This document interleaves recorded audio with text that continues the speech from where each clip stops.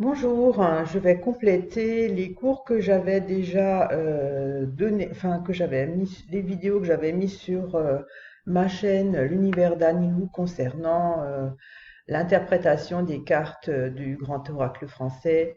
Et en fait, je vais compléter avec les valeurs pleines d'une carte en association à un tirage. Alors, je vais puiser essentiellement les informations de ces interprétations dans le livre officiel du Grand Oracle français, hein, et je vais plus ou moins également argumenter avec le deuxième tome qu'ont édité les créateurs, hein, où il y a plus de 10 000 combinaisons de deux cartes. Alors voici les créateurs de ce grand oracle français, Ludovic et Fabien. Ils ont édité il y a l'année dernière un troisième tome qui est plus une sorte de méthode à suivre, hein. C'est pour le côté pour se perfectionner. Alors, je vous ai mis également leur lien Facebook si vous voulez avoir des renseignements. Alors, dans cette série de vidéos, je vais donc essentiellement parler de la valeur pleine d'une carte et je vais commencer par le soleil. Alors, qu'est-ce que c'est une valeur pleine? Vous voyez la carte du soleil qui a le chiffre 5. À gauche se trouve le chiffre 8 et à droite le chiffre 27. Le chiffre 8 correspond à la médaille et le labour pour le chiffre 27, c'est-à-dire que les auteurs considèrent que lorsque le soleil est entouré de ces deux cartes, la pleine puissance de la prédiction, voilà, est vraiment assurée. Alors je rappelle que le soleil, c'est toujours une carte brillante, hein, de succès, de victoire, réussite. C'est la performance, c'est l'excellence. C'est toujours une carte solaire, hein, puisqu'il y a le signe astrologique du soleil qui est représenté également. C'est la créativité, c'est des choses agréables, c'est le summum d'une consécration, c'est de l'énergie positive, c'est de la vitalité.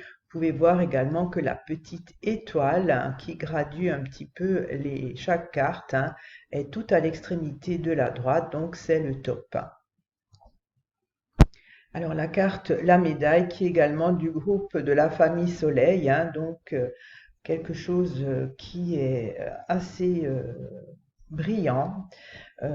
C'est donc la reconnaissance, c'est la réputation, ça peut aussi être l'image qu'on a, une notoriété, ça peut être une certaine récompense, des félicitations, être digne, hein. Donc, cette carte est quand même très positive également, vu qu'elle est donc de la famille du soleil comme le soleil, et la petite étoile est également tout à droite. Donc, c'est une belle carte d'affirmation et de promesse de réussite.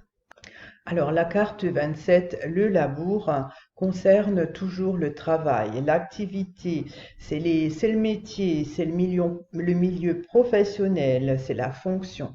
Ça a toujours un lien avec le côté travail, le côté professionnel. Cette carte est de la famille de Mercure, donc c'est pas comme le Soleil. La petite étoile est encore à droite, mais du côté, voilà, du premier côté. Donc, c'est pas non plus gagné d'avance. Ça dépend des cartes tout autour.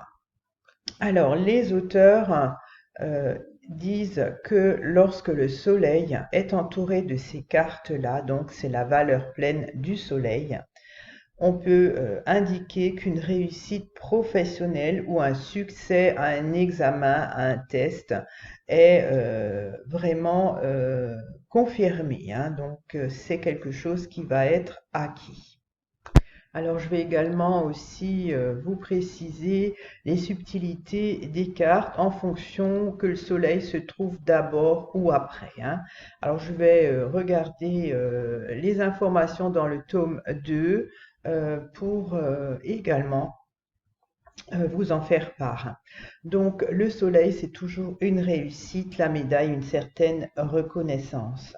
Donc quand le soleil sort en premier et qu'ensuite il y a donc la médaille, cela indique que le succès à venir sera remarquable et qu'il y aura une belle renommée pour le consultant, hein.